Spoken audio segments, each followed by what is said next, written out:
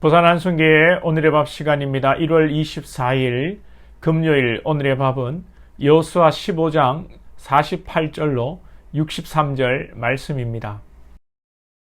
산지는 사밀과 야딜과 소고와 단나와 기럇산나 곧 드빌과 아납과 에스드모와 아님과 고센과 홀론과 길로이니 11성읍과 그 마을들이었으며 아랍과 두마와 에산과 야님과 벳다부아와 아베가와 훔다와 기럇아르바 곧 헤브론과 시오리니 9성읍과 그 마을들이었으며 마온과 갈멜과 십과 유다와 이스라엘과 욕드암과 사노아와 가인과 기브아와 딥나니 10성읍과 그 마을들이었으며 할훌과 벳술과 그돌과 마아락과 벳아녹과 엘드고니니 6성읍과 그 마을들이었으며 기럇바알 곧 기럇여아림과 라파이니 2성읍과 그 마을들이었으며 광야에는 벳아라바와 밑딘과 스가가와 닙산과 소금성읍과 엔게디니 6성읍과 그 마을들이었더라. 예루살렘 주민 여부스 족속을 유다 자손이 쫓아내지 못하였으므로 여부스 족속이 오늘까지 유다 자손과 함께 예루살렘에 거주하니라. 여호수아 15장 중후반부는 유다 지파가 정복한 기업, 땅들의 이름과 성읍들이 쭉 열거되고 있습니다. 유다 지파의 땅이 상당히 많습니다. 유다 지파의 성읍을 헤아려 보면 여러분 한번 세어보시면요, 눈이 아플 정도로 많은데요, 122개나 됩니다. 여러분은 땅을 좀 소유하고 계십니까? 저도 땅이 없고 우리 교회도 작은 땅도 아니지만 큰 땅도 아닌데 성경에 이렇게 많은 땅이 있는데 내 땅이, 우리 교회 땅이 조금밖에 없어서 아쉽기도 합니다. 하나님께서 우리에게 우리 교회에 땅을 주시면 좋겠습니다. 유다가 많은 땅을 받았습니다. 이유는 유다가 장자이기 때문에 그랬습니다. 원래 요셉의 장자는 루벤이고 유다 위로 레위와 시므온 형들이 있지만 형들의 허물과 죄로 말미암아 유다가 가장의 지위를 받고 유다가 실질적인 장자의 복을 받게 되는 것이죠. 이것은 영적인 메시지입니다. 단순히 유다가 땅을 많이 받았다, 내가 장자니까 나도 땅을 많이 받겠다, 이것이 아니라 실질적인 장자의 역할을 하고 유다 족속을 통해서 메시아가 오시게 되는 것이죠.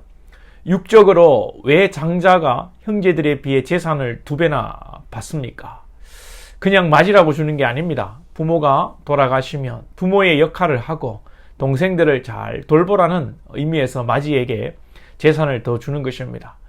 예수님은 유다 자손으로 오셔서 십자가를 지시고 죽으시고 부활하심으로 형제 정도가 아니라 하나님의 온 백성들의 생명이 되어 주셨습니다.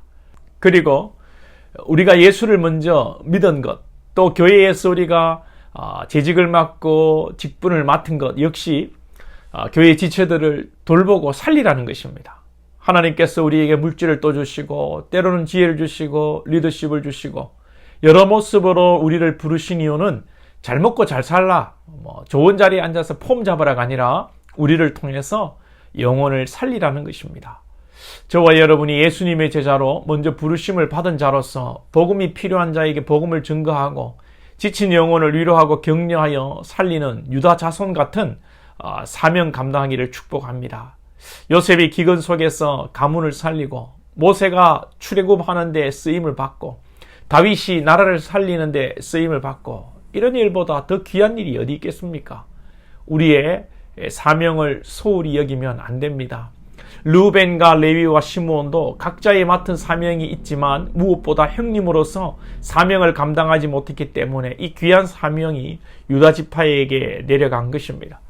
우리는 흔히들 하나님께서 촛대를 옮기신다라는 말을 하곤 하는데요, 계시록 2장 5장 말씀에 촛대를 옮기신다는 말씀이 있죠. 사실 계시록 말씀에서 촛대를 옮긴다는 것은 무서운 말씀입니다. 처음 사랑을 잃어버린, 완전히 하나님의 사랑을 잃어버린 에베소 교회를 하나님께서 떠나시겠다는 말씀입니다.